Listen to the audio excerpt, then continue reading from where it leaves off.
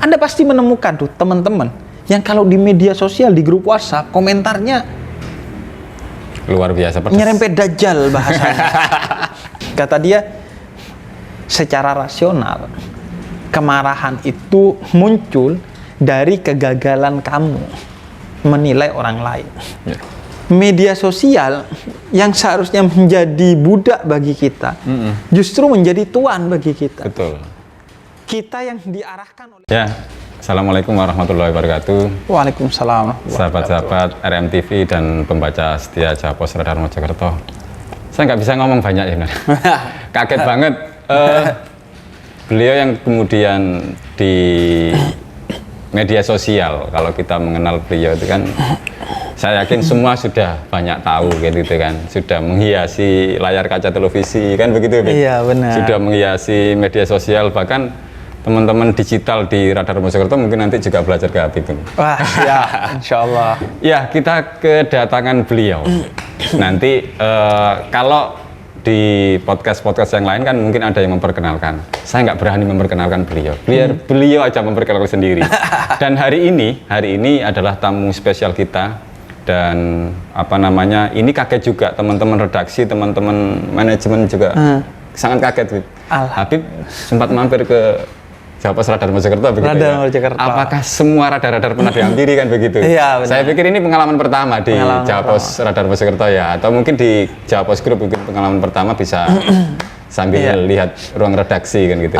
Pengalaman dengan radar ya sebagai bagian dari Jawa Pos itu pertama. Bahkan radar Jember, radar yang ada di kota saya. Saya dari Bondowoso. Radarnya itu radar Jember. Radar Jember.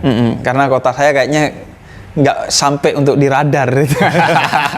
Nah, radar Jember itu aja saya nggak pernah ke sana gitu. Jadi baru radar Mojokerto ini. Nah, adapun pengalaman dengan Jawa Pos, sebenarnya ada pengalaman lucu di pesantren dulu. Betul. Nah, tahun berapa kira-kira, Bib? Itu tahun 2004. 2004 ya? 2004. Pesantrennya mungkin bisa? Pesantrennya di Pasuruan. Pasuruan. Okay. Nah, itu di pesantren kita bisa tahu kalau Maria Sharapova itu kemarin main atau tidak, itu dari Jawa Pos. Kalau halaman olahraganya itu bolong, berarti Maria Sharapova kemarin main. Karena Maria Sharapova itu kan biasanya pakai pakaian yang mini. Betul. Nah, itu jadi diseleksi dulu sama kiainya. Iya.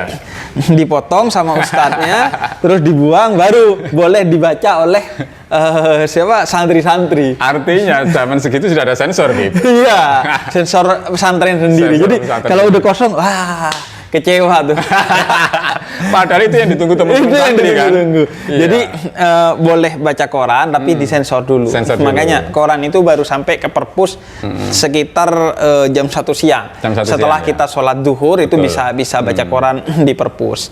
Jadi dulu kan ada medding, Bib. Nah, ada medding. Nggak mungkin foto Maria Sharapova dipotong terus ditaruh di medding. Kita pengennya di medding. Iya. Jadi hafalan semua bisa hilang lihat. Bukan baca beritanya tapi lihat fotonya kan. Lihat fotonya. Termasuk sabun juga dulu itu nggak boleh beli sabun merek tertentu yang biasanya ada foto cewek-cewek seksinya.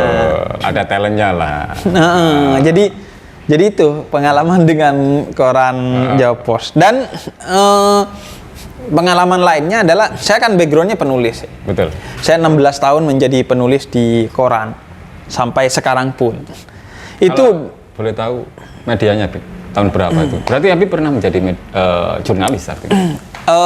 Jurnalis pernah, tapi jurnalis online di salah satu media online. Tapi kalau di koran dan di majalah cetak itu saya menjadi penulis di kolom opini. Kolom opini. Kolom opini. Freelance? Enggak, jadi penulis lepas saja. Penulis lepas. Penulis lepas. Jadi biasanya ngirim untuk opini. Dan dulu itu pas semangatnya pertama kali saya dikasih laptop tebel, mereknya apa nggak tahu tuh, sama kakak saya dari kakak saya ketika pulang dari Arab sana, bawa laptop tebel, dikasih. Itu saya sehari bisa menulis mungkin 8 sampai belasan isai. 8 sampai belasan isai per hari. Per hari. Dalam jangka waktu tertentu ketika kita lagi semangat-semangatnya untuk nembus opini di berbagai koran dan majalah. Dan itu seingat saya itu tidak pernah sukses menembus kolom opini Jawa Pos. Iya. Bahkan Padahal Kompas pun. sehari bisa sampai belasan. Benar. Apa Kompas tematiknya, pun, Bib? mungkin ya bisa jadi tematiknya. Tapi Kompas pun tuh saya tembus. Jawa Pos enggak. Padahal saya paling bersemangat ngirim ke Jawa Pos. Kenapa? Karena Jawa Pos itu satu-satunya koran yang sampai ke kampung saya. Di Bondowoso sana. Koran lain nggak sampai. Kecuali Kompas juga ya. Betul. Tapi dulu itu tembus opini Kompas itu sangat berat kayaknya. Mitosnya katanya, kalau udah nulis di Jawa Pos sama Kompas udah hebat, udah gitu. Nah, akhirnya saya memilih Jawa Pos gitu untuk nembus opininya. Karena dulu kenapa saya pilih Jawa Pos bukan Kompas, karena di Jawa Pos itu ada kolom resensi. Betul. Kalau hari Sabtu atau Minggu. Terus kalau nggak salah pernah ada kolom khusus Jumat gitu di Jawa Pos. Jadi saya akhirnya ngejar entah resensi, entah kolom Jumat untuk Jawa Pos. Tapi akhirnya baru tembus di Jawa Pos itu justru di halaman pertama karena akhirnya diminta untuk nulis di Jawa Pos. Ada kebanggaan sendiri nggak, Bib? Ada kebanggaan tersendiri ketika itu kira-kira baru tahun lalu diminta nulis tentang haji. Seingat saya. Di halaman pertama. Berarti 2019-an ya, atau 2019. Karena saya ingat saya masih haji waktu itu. Masih artinya boleh haji, belum karena pandemi Covid-19. Laporan. Jadi, kayak laporan haji begitu ya? Enggak, opini tentang haji. Tentang ibadah haji. Sama wawancara, pernah diwawancara juga sekali oleh Ya itu pertama kali. Jadi awalnya nggak pernah tembus tuh. Dari pengalaman menulis opini dan kemudian baru tayang di 2019 atau 18 kan gitu ya. Berapa tahun jedanya, Bib? Menunggu kesempatan bisa ditayangkan di Jawa Pos Radar Pojok halaman depan sekali. Itu 15 tahun berarti. 15 tahun ya. 15 tahun. Kalau di Kompas sudah pernah tayang? Iya, di Kompas udah seingat saya itu tayang di Kompas semester 6 atau 7 kuliah S1, dan itu sangat membanggakan bagi saya karena menanggapi tulisan salah seorang dosen filsafat paling populer yaitu Franky Budi Hardiman. Oke.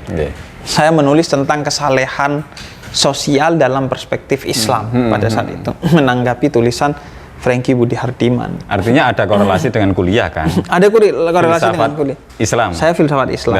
Nah itu di Kompas tuh, di Jawa Pos tuh nggak.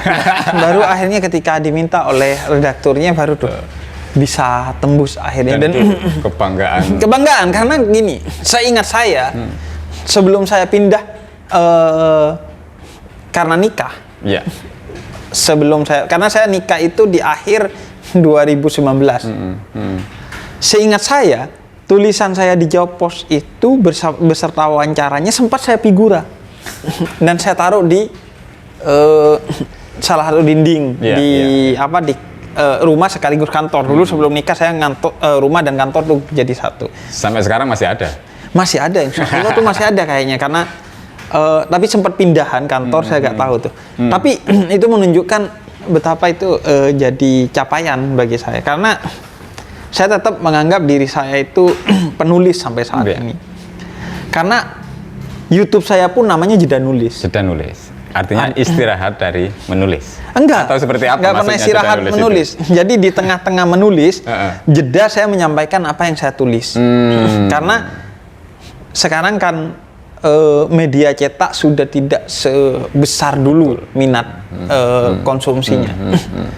Maka saya sampaikan juga di YouTube. Selain juga melalui tulisan. Nah makanya jeda menulis, di tengah-tengah jeda menulis, kalau dulu awal-awal saya nge-YouTube itu masih ada laptopnya, jadi tulisannya saya baca terus saya sampaikan. Sampai sekarang pun tetap semua yang saya sampaikan itu saya tulis terlebih dahulu. Karena selain bahwa saya penulis, juga Menulis itu mensistematisir pikiran kita, ide kita. Terus dengan menulis kita akan tertata dalam ngomong, tidak sampai keluar ke batas kompetensi kita. Oke. Atau keluar batas topik yang ingin kita sampaikan. Artinya yang kita tulis adalah batas kemampuan kita. Iya, dan tidak keluar dari tema yang ingin kita sampaikan. Makanya sampai sekarang itu semua yang saya sampaikan itu saya tulis terlebih dahulu. Ini. Iya.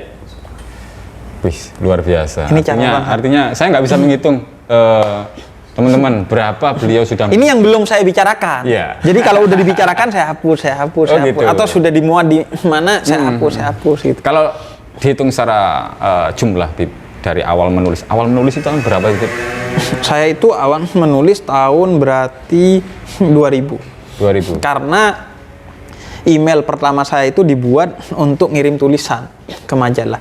Email saya itu habufon2000@yahoo.com dulu. Dan judulnya apa waktu itu yang diangkat? Enggak, itu belum dimuat tuh. Belum dimuat. Habufon 2000 itu berarti saya kelahiran 88, umur 12 tahun. 12 tahun sudah menulis? Iya, karena ayah saya itu pembaca buku dan penulis juga. Kakak saya juga begitu. Nah, baru dimuat itu ketika saya kelas 2 SMA. 2 SMA. Berarti 2004. 2004. Dari 2000 ke 2004, 4 tahun. Ketika saya SMA, saya itu menulis pertama kali kisah-kisah sahabat Nabi. Kisah-kisah sahabat Nabi. Di majalah, salah satu majalah Islam di Jawa Timur.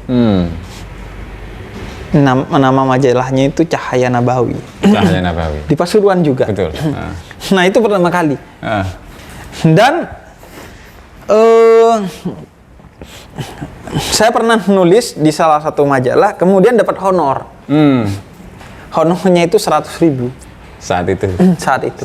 Dan zaman itu honor itu tidak ditransfer, tapi halaman majalah yang memuat tulisan kita, terus duitnya ditaruh di tengah sana. Oh, artinya diselipkan di majalah itu. Diselipkan di majalah. Dan itu majalahnya diantar di rumah. Diantar sebagai bukti bahwa tulisan kita sudah dimuat. Biasanya 2 eksemplar. Uang saku saya itu di pesantren 75.000. Ditambah untuk satu bulan. Ditambah 100.000. Maka bulan itu saya jadi crazy rich pesantren. Berapa teman-teman santri yang kemudian diajak Habib untuk makan bersama? Oh, bukan cuma makan bersama, saya jalan-jalan ke Malang waktu itu. Jadi di pesantren itu kalau orang miskin jalan-jalannya ke Pandaan. Nah, kalau orang kaya jalan-jalannya ke Malang. Jadi itu kasta ekonomi. Kasta ekonomi dan itu strata sosial. Iya. Nah, jadi itu pertama kali. Kalau di koran pertama kali itu kelas 3 SMA. Di koran Suara Karya. Saya nggak tahu koran Suara Karya itu sekarang masih ada apa enggak. Itu berbicara tentang bencana dalam perspektif filsafat.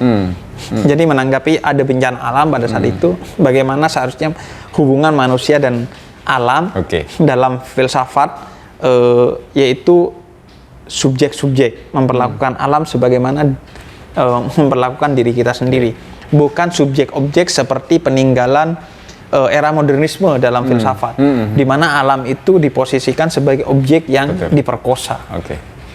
Jadi itu pengalaman menulis. Dan sampai sekarang mungkin ya kayaknya 1.000 lebih deh. 1.000 tulisan. Dari karena tahun? Dari awal SD tadi ya? Enggak dari sana. Maksudnya dari kayak kuliah tuh. Sampai sekarang kayaknya 1.000 lebih deh. Saya masuk Jawa Pos Radar Mojokerto ini 2006. Sekarang masuk 2022, ada sekitar 15 tahun. Satu tulisan untuk satu buku belum punya, Habib. Tapi begitu mendengar Habib 1.000 tulisan, saya ingin ikut Habib jenengan aja setiap hari. Jedah buku aja. Iya. Jadi itu. Jadi emang dulu itu semangat sekali nulis. Tapi tetap konsisten di tema keagamaan. Perspektifnya adalah filsafat. Dan bagi saya, semua capaian saya saat ini itu tidak keluar dari keberkahan menulis. Saya kuliah dari duit sendiri. Karena ayah saya secara ekonomi waktu itu tidak di bawah garis kemiskinan, tapi pas di garis kemiskinan gitu, tepat di garis kemiskinan. Makanya saya bayar kuliah, uang saku itu dari nulis. Dari nulis. Pernah saya itu nggak punya duit sama sekali. Akhirnya ke ATM. Nyoba siapa tahu ada honor saya yang dikirim. Saya Dan itu berharap sangat. Berharap sangat. Dan itu jalan kaki 1 kilometer dari pesantren. Dari UIN Jakarta ke kalau anak Ciputat biasanya tahu. Sekarang itu flyover. Dulu belum ada flyover. Itu ada kayak swalayan mega gitu. Di sana ada ATM BCA. Saya masukin dan ternyata ada. Itu nggak usah Allahu Akbar, sujud sendiri saya tuh. Nah, ya Allah, karena saking butuhnya duit pada saat itu karena banyak tunggakan ini dan itu yang harus dibayar. Dan itu dari menulis. Dan sampai sekarang pun saya itu membedakan duit honor menulis dengan duit lainnya. Karena bagi saya ada keberkahan tersendiri dalam duit honor menulis. Makanya duit honor menulis di media atau duit royalti buku itu saya gunakan untuk hal-hal yang penting-penting menurut saya, yang sangat mendasar itu, yang butuh keberkahan yang besar, itu saya pegang. Luar biasa. Nah, pertanyaannya, apa dulu Habib pernah bercita-cita menjadi wartawan? Jadi wartawan enggak kayaknya kalau enggak ya. Saya itu cita-cita memang penulis justru. Kalau wartawan enggak, karena enggak ada background wartawan sama sekali. Artinya jurnalistik. Di keluarga saya enggak ada. Kemudian di kampung itu juga enggak ada. Jadi memang enggak ada cerita tentang asiknya jadi wartawan atau suksesnya jadi wartawan. Itu saya nggak punya akses ke sana. Tapi pada prinsipnya apa yang Habib lakukan sekarang menjadi penulis itu tidak jauh beda dengan teman-teman media. Iya, bagi saya ya sama, ini kan kerja jurnalistik. Betul. Etikanya, semangatnya, konsistensinya itu sama lah dengan apa teman-teman wartawan. Jadi bagaimana kita harus cermat dalam menulis, terus harus up to date, betul. Karena up to date dalam menggali informasi, mencerna informasi. Karena sekarang itu aneh sekali. Indonesia itu adalah negara dengan tingkat literasi membaca terendah. Betul. Nomor 2 di dunia. Betul. Minat baca Indonesia itu terendah nomor 2 di dunia. Tapi Indonesia adalah salah satu negara dengan komentator tertinggi di dunia di media sosial. Padahal itu duluan Cina dan Amerika. Makanya 10 tahun yang lalu. Sekarang dan pertanyaannya apa yang dikomentari kalau nggak ada yang dibaca gitu. Karena kan komentar, karya itu output dari apa yang kita baca. Betul. Makanya kata ayah saya, kalau mau menilai ilmu seseorang adalah nilai berapa jumlah bukunya. Maksudnya yang dibaca ya. Sekarang aneh juga, banyak orang beli buku nggak dibaca. Walaupun ada keberkahan sendiri. Karena akhirnya saya termasuk orang yang baca buku ayah saya. Jadi walaupun Anda nggak baca buku, paling nggak beli buku.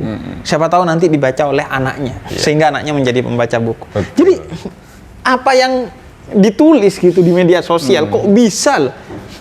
Makanya ada yang disebut sebagai hilangnya kepakaran kan, sekarang.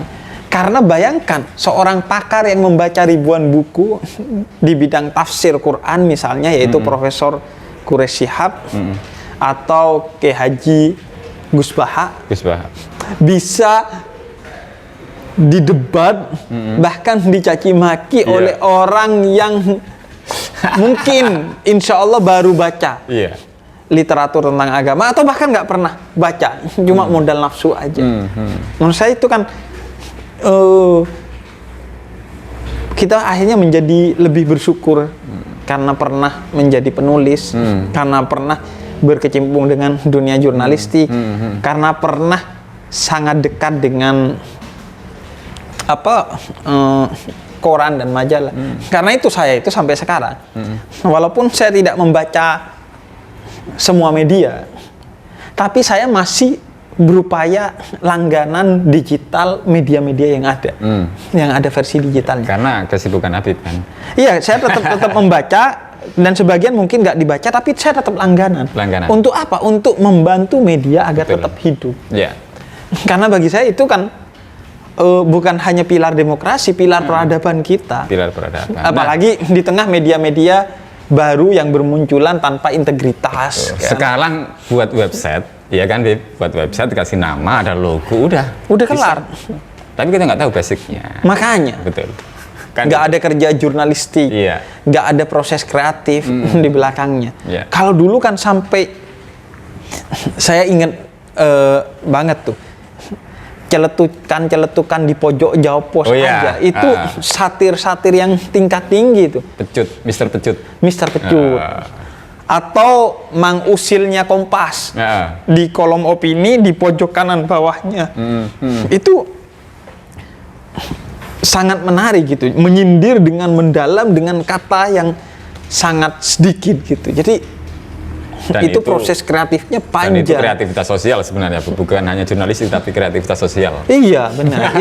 itu kan yang sekarang kemudian hilang.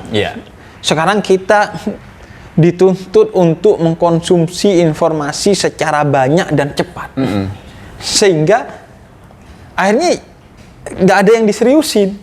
Karena setiap hari trending topiknya berubah-ubah. Kalau dulu kan media tuh majalah tuh seminggu sekali, koran sehari sekali. Itu pun kita hanya membaca kolom yang kita suka.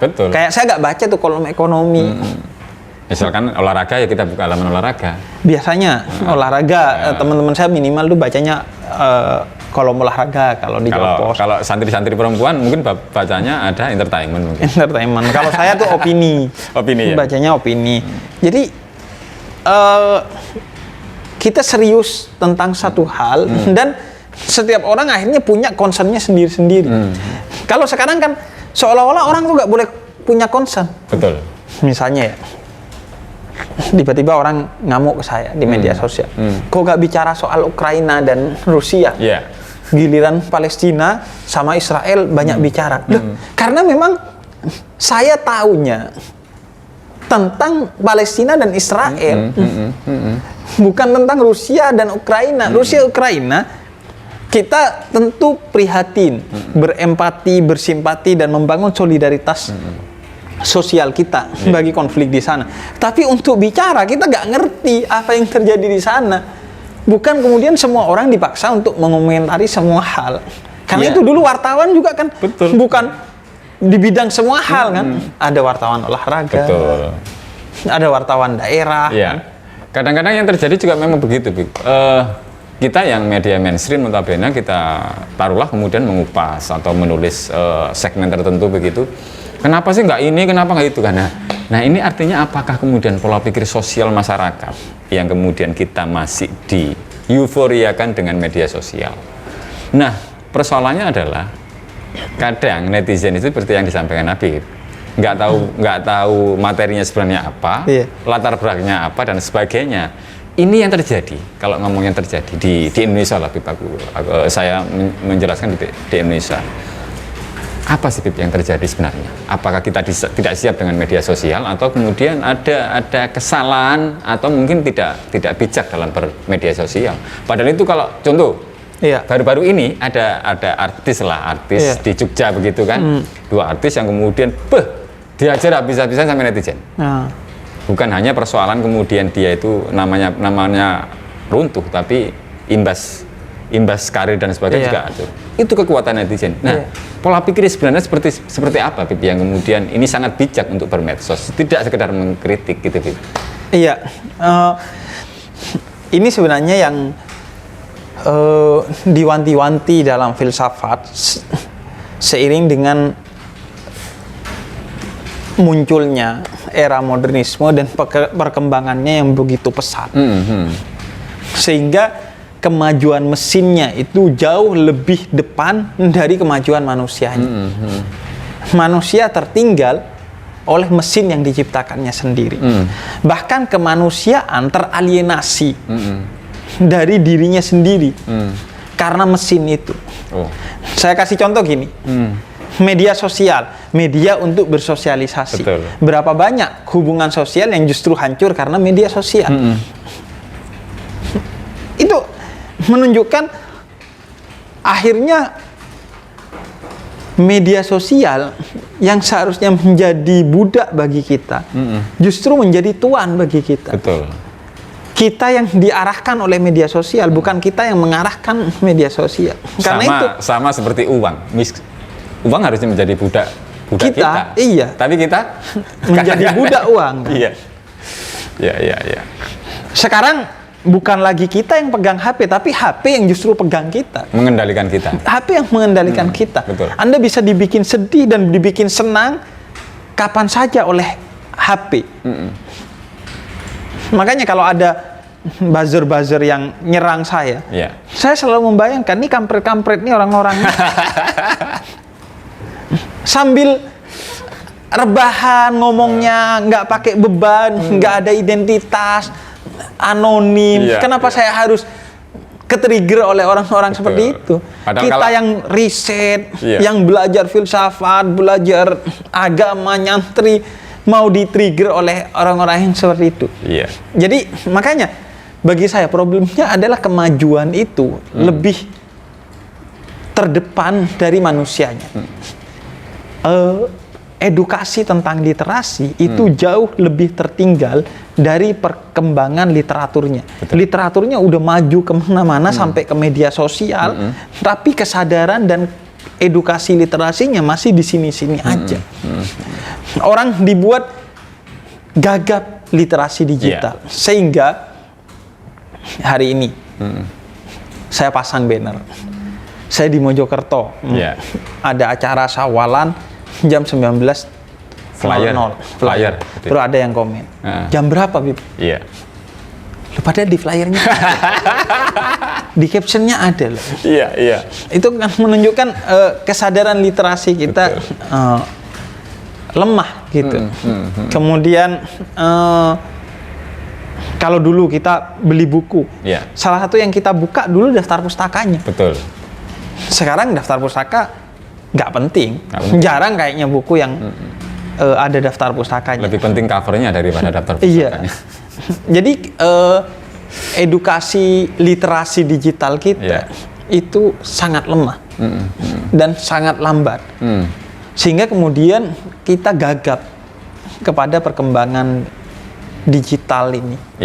Sehingga akhirnya yang seharusnya perkembangan teknologi ini membantu kita, justru ini mendestruksi kita, menghancurkan nilai-nilai kemanusiaan kita, menghancurkan keberkahan waktu kita, dan lain sebagainya. Dan ini bukan hanya digital, tapi teknologi secara mendasar begitu. Ibu saya dulu itu sehari menyelesaikan semua pekerjaan rumahnya tanpa teknologi apapun. Nyetrika pakai bara itu, pakai areng, manak nasi pakai panci. Tapi sehari semua pekerjaan selesai. Istri saya sehari mentok 2 pekerjaan baru selesai. Padahal masak pakai rice cooker. Kemudian ada kulkas. Kompor tinggal cetek. Kalau dulu kompor kan pakai kayu, terus ditiup-tiup kan. Makanya skincare gak relevan dulu tuh. Skincarean 10 kali sekali niup hilang. Nah itu. Atau laki-laki juga begitu. Saya bayangkan kan, Imam Ghazali itu menulis berapa buku dan berapa jilid. Nggak ada laptop, nggak ada Google. Kita udah ada laptop, udah ada Google, nyari jurnal gampang. Tapi nulis buku berapa sih kita? Jadi keberkahan waktu pun hilang. Karena teknologi itu. Salahnya bukan di teknologi, tapi perlakuan kita kepada teknologi. Kita tidak siap dengan teknologi. Sebagaimana kita yang gagap dalam menghayati demokrasi, sehingga kemudian demokrasi dijadikan sebagai momentum untuk saling sikut sana sini, Betul. saling menyebar kebencian dan lain sebagainya. Ya, Dit, ngobrolnya terlalu asik ini kayaknya Iya. ya. Kita ini baru di ruang redaksi pertama kali loh, Dit. Iya, Jenengan, Dit. di ruang Tapi ini kayaknya jenengan sudah apa ya? Auranya beliau sudah menjadi wartawan di sini kayak. Ya, Dit, mungkin apakah kita ini jarang mengevaluasi diri, Dit? Sehingga contoh kecil misalkan kita itu berkomentar di medsos itu hanya apakah kemudian hanya iseng meramaikan medsos atau kemudian memang berkomentar tanpa ada dipikir dulu dan sebagainya kalau ngomong bijak artinya. Iya. Nah sementara apa yang disampaikan dalam komentar-komentar itu belum tentu kemudian yang dikomentari benar apa yang disampaikan dia kan begitu. Nah apakah kemudian ini kita mengalami degradasi mengevaluasi diri itu? Benar, jadi manusia itu dibuat oleh teknologi digital teralienasi dari dirinya sendiri. Jangankan bicara moral kita, jangankan bicara etika, bicara kemanusiaan itu hilang dari diri kita sendiri. Di media sosial itu orang bisa menjadi seperti monster. Iya. Padahal pas ketemu nggak ada apa-apa. Iya. Anda pasti menemukan tuh teman-teman yang kalau di media sosial di grup WhatsApp komentarnya Luar biasa pedas. nyerempet dajjal bahasanya. Tapi pas ketemu gak ada apa-apa tuh. Gak ada apa-apa. Nah, orangnya culun, Diam-diamin gitu kan. Diam-diam. Situ Terus seolah-olah gak ada masalah sama kayak kita. di warung gitu ya. Dia di meja sini, kita di meja situ, diam-diaman gitu kan. Saya kemarin ketika pulang kampung Iya.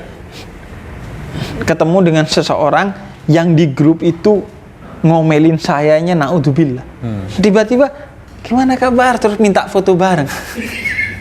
Padahal si bangsat nih kemarin di grup yang kata-katanya pedes banget. Bukan pedes dalam pengertian positif ya. Iya. Kalau ngeritik bagus. Betul. Ini menebar kebencian banget.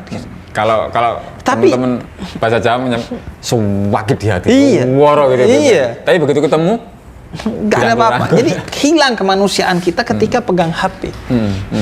Sehingga terlalu banyak akhirnya kehilafan, klarifikasi. Makanya Deddy Corbuzier laku. Karena banyak orang yang ketika pegang medsos, dia hilang tuh Iya. kemanusiaannya, sehingga dia hilaf, dan akhirnya baru ingat ketika sudah terlanjur kelempar ke publik. Karena ketika pegang HP itu dia mencengkram diri kita, Iya. mencengkram pikiran, hati kita, sehingga kita lepas begitu saja gitu. Iya. Nah itu kita nggak bicara moral Iya. dulu. Kalau nanti kita bisa bicarakan moral bagaimana agama mengajarkan kita tentang bermedia sosial. Betul. Tapi bagi saya itu terlalu jauh. Jadi manusia dulu di media sosial. Menurut saya itu penting. Nah ini yang belum terjadi pada Iya, sebagian kita. Sebagian kita jadi monster di media sosial gitu. monster dilawan monster. Hasilnya Akhirnya ya kekacauan. Dajjal dilawan Dajjal. Iya. Dan akhirnya kita menjadi kreatif sekali untuk urusan permonsteran ini di media Iya. sosial. Sehingga misalnya ada satu teman di grup WhatsApp kita yang nggak enak, tapi kita nggak enak ngeluarinnya, akhirnya kita bikin grup WhatsApp. Iya. Yang isinya semua anggota grup itu, tapi nggak ada dianya satu, Iya. untuk gibahin si dia yang satu Iya, ini. betul lah. Dan akhirnya si dia mulai bingung. Nah. Dan ini banyak Kenapa grup-grup- tiba-tiba sepi grup WhatsApp ini? Grup-grup netizen itu banyak. Iya. Ya? Karena itu kan, kemudian itu memunculkan masalah lain. Makanya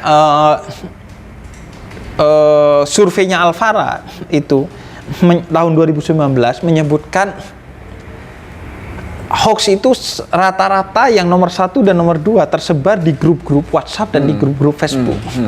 Karena grup itu biasanya basisnya adalah kesamaan. Iya. Sehingga terjadi echo chamber di sana. Ruang dengung. Iya. Di grup WhatsApp itu karena sama-sama alumni SMA A, sehingga ketika ada hoax tentang alumni SMA B, Iya.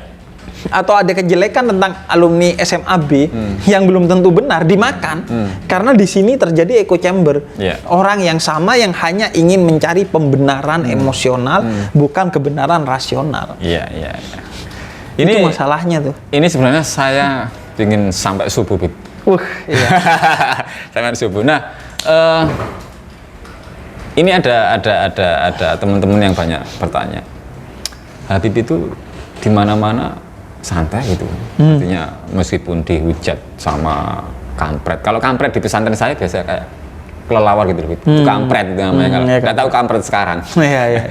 Nah, selalu kelihatan teduh. Artinya bahwa teman-teman kita juga pernah membaca bahwa dakwah Habib kan dengan tertawa, dengan santai, tidak menunjukkan harus takbir kan nggak begitu. Nah, bagaimana sih kemudian kita membuat teduh seseorang atau mungkin banyak orang kan begitu kan? Ini kadang-kadang misalkan ada orang yang suka pemarah, cobalah kemudian diredam keteduhan itu kan gitu.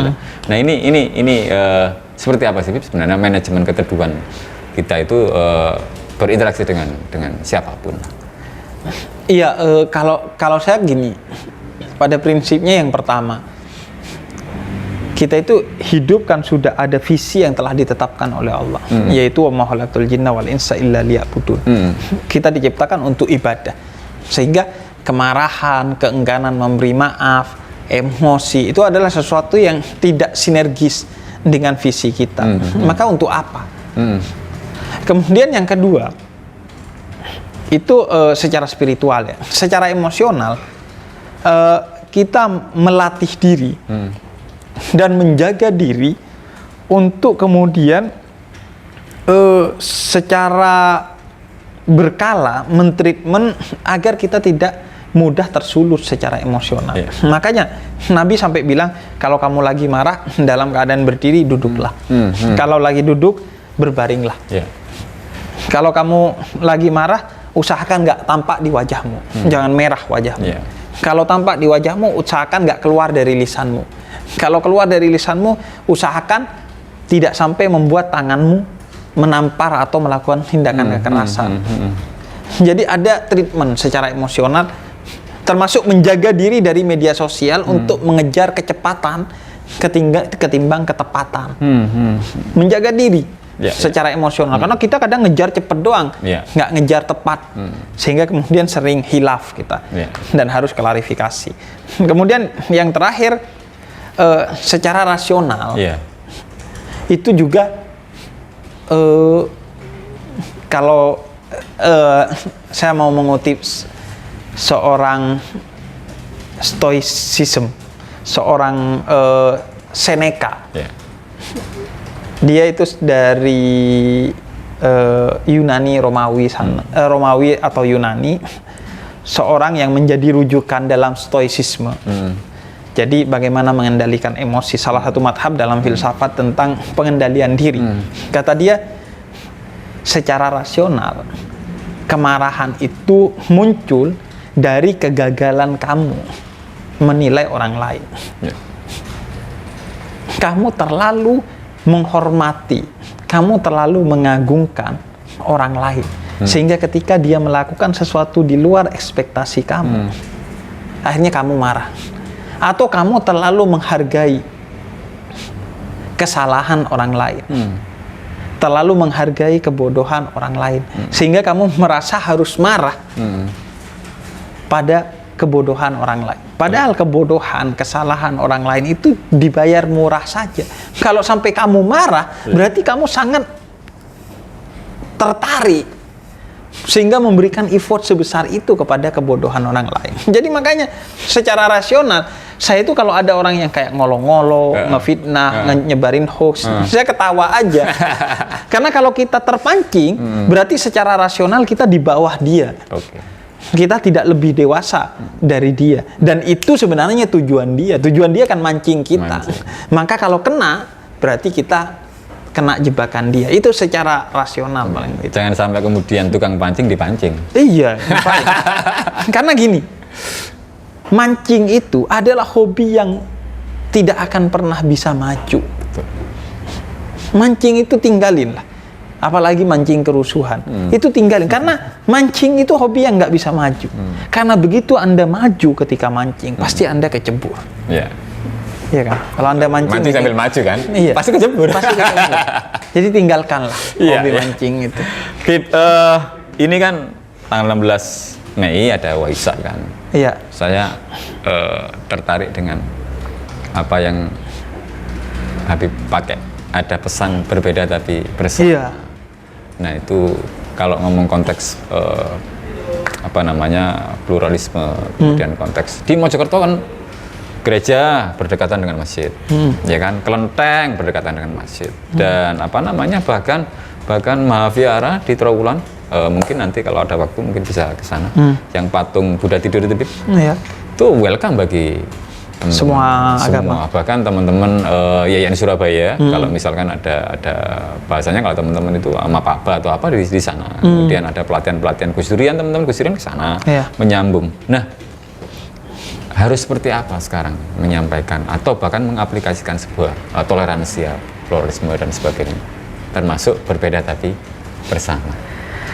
Ya, dengan menyadari bahwa orang itu meyakini agamanya dengan penuh kebenaran sebagaimana kita meyakini agama kita dengan penuh kebenaran, dengan penuh keyakinan.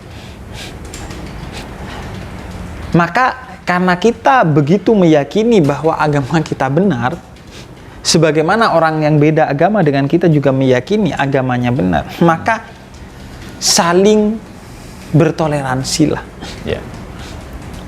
Sehingga kata Allah dalam Al-Quran, jangan kamu perolok sesembahan orang lain, karena itu akan membuat orang lain akan memperolok sesembahan kamu. Karena telah menjadi ketetapan bagi Allah atas makhluknya, yaitu manusia, mereka akan memegang teguh apa yang menurut mereka benar. Sehingga kalau diutak-atik, mereka akan marah. Sehingga karena kita tidak mau agama kita diutak-atik, karena kita tidak mau agama kita diperolok, maka jangan mengutak-ngatik dan memperolok agama orang lain. Perlakukan orang lain sebagaimana kita memperlakukan diri kita sendiri. Jangan melakukan sesuatu kepada orang lain yang kamu tidak mau orang lain memperlakukan itu kepada kita. Jadi pada prinsipnya begitu. Jangan dikira yang yakin pada agamanya itu cuma kita. Jangan dikira yang mau mati atas nama agamanya itu cuma kita. Semua orang begitu terhadap agamanya masing-masing. Karena itu mari tahan diri, mari saling menghormati, mari saling bekerja sama dalam kebaikan. Urusan kebenaran masing-masing. Karena kebenaran itu pada akhirnya soal spiritual journey, perjalanan spiritual. Dan hidayah pada akhirnya itu milik Allah. Jadi sejauh apapun Anda mempropaganda orang lain, kalau spiritual journey-nya gak jalan ke sana, dan kalau Allah tidak ridho dia mendapatkan hidayah, tidak akan mendapatkan. Karena itu ya udah, saya dakwah aja santai, apa yang ingin saya dakwahkan tanpa kebencian. Orang ikut alhamdulillah, orang nggak ikut ya saya nggak rugi. Karena dakwah itu utamanya bukan untuk ngajak mereka ke kebenaran, tapi utamanya karena ini tugas saya sebagai seorang muslim, bahwa menyampaikan sesuatu kebaikan yang saya rasakan ini kepada orang lain.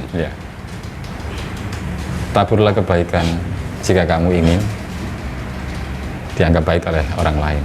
Iya. Jangan menabur sebaliknya. Balighu anni walau ayat, sampaikan dari aku walaupun satu ayat. Justru kalau kita ingin agama ini dianggap keren oleh orang lain, atau sampai orang lain ingin mu'alaf menjadi seorang muslim, justru tunjukkan Islam sebagai rahmatan lil alamin. Dengan begitu orang tertarik kepada kita, dan orang menilai Islam itu bukan dari Quran dan Sunnah, karena orang non-Muslim tidak baca Quran dan tidak baca hadis, dia menilai dari akhlak kita. Kalau kita akhlaknya baik, agama Islam tampak baik di mata mereka. Luar biasa, Habib. Sampai alhamdulillah, Habib waktu mau beranjak kok nggak beranjak ya. Teman-teman itu yang di depan itu. Yang bingung. Yang bingung. Habib, terakhir Habib. Menulis sudah. Perjalanan bagaimana kemudian berkiprah di dunia menulis sudah, bahkan tadi sempat disinggung ngaji tasawuf, ada Imam Ghazali. Kalau seingat saya mungkin itu termaktub di kitab Ihya Ulumuddin ya, kalau nggak salah loh, kalau nggak salah. Dan kemudian bagaimana bermedsos yang bagus, bermedsos yang bagus. Lalu milenial sekarang harus seperti apa, Bib? Dari literasinya, sikap, moral, dan bagaimana kemudian memperbaiki diri. Iya. Biar tidak menjadi monster. Biar nggak jadi monster. Iya, anak muda itu bagi saya ya, tentu banyak hal yang perlu kita benahi bersama. Tapi yang paling mendasar adalah membenahi kesadaran untuk berkarya. Itu yang hilang bagi sebagian anak muda. Bagi saya, kalau setiap anak muda itu masih punya kesadaran dan cita-cita untuk berkarya, maka dia akan fokus untuk mencapai karya itu. Dia akan mulai kehilangan arah ketika dia tidak punya cita-cita atau orientasi pada karya. Mulai itu, kalau udah gak punya orientasi untuk menyelesaikan satu karya, mulai buka HP, ngurusin hidupnya orang, komentarin hidupnya orang, dan akhirnya atau memakai narkoba dan melakukan hal-hal bodoh dan hal-hal konyol. Tapi ketika dia punya karya yang diorientasikan, dia akan lebih cenderung fokus menyelesaikan karyanya sehingga tidak akan membuang-buang waktu untuk sesuatu di luar itu. Jadi kuncinya adalah bagaimana kemudian dia punya orientasi untuk berkarya dan menyelesaikan karyanya. Makanya saya sampai sekarang tetap setiap tahun berusaha menulis satu buku sebagai karya atau punya project. Kemarin saya punya project di jeda nulis video Indonesia Rumah Bersama, ngobrol dengan seluruh tokoh muda dari semua agama dan aliran kepercayaan di Indonesia. Dengan begitu saya sibuk dengan karya itu akhirnya. Malam nggak overthinking, siang nggak buang-buang waktu, semuanya diisi dengan hal itu. Nah, itu yang saya pelajari dari Nabi. Laqad ja'akum rasulun min anfusikum azizun 'alaihi ma anittum harisun 'alaikum bil mu'minina raufur rahim. Beliau itu malam mikirin gimana strategi dakwah untuk besok mencoba menjalankan strategi dakwah yang dipikirkan semalam. Jadi berkarya itu menurut saya kunci bagi anak muda. Dengan berkarya, maka itu seperti tali yang mengikat si anak muda ini dengan karya sehingga dia gak akan kemana-mana, udah akan beredar di seputar bagaimana menyelesaikan karyanya. Seperti seorang mahasiswa akhir atau mahasiswi akhir yang punya cita-cita menyelesaikan skripsinya, dia akan fokus ke skripsi, gak mikirin lagi hal-hal lain. Nah, setelah skripsi bikin karya-karya lain agar kamu fokus di sana. Bib, pernah diprotes istri nggak terlalu sibuk dengan menulis begitu? Diprotes sih enggak, tapi harus tahu waktu iya. Makanya saya itu rata-rata menulis itu di atas jam 11 sampai jam 1 atau jam 2 tuh. Jadi istri kalau udah tidur baru kita tuh pergi ke istri kedua, yaitu laptop.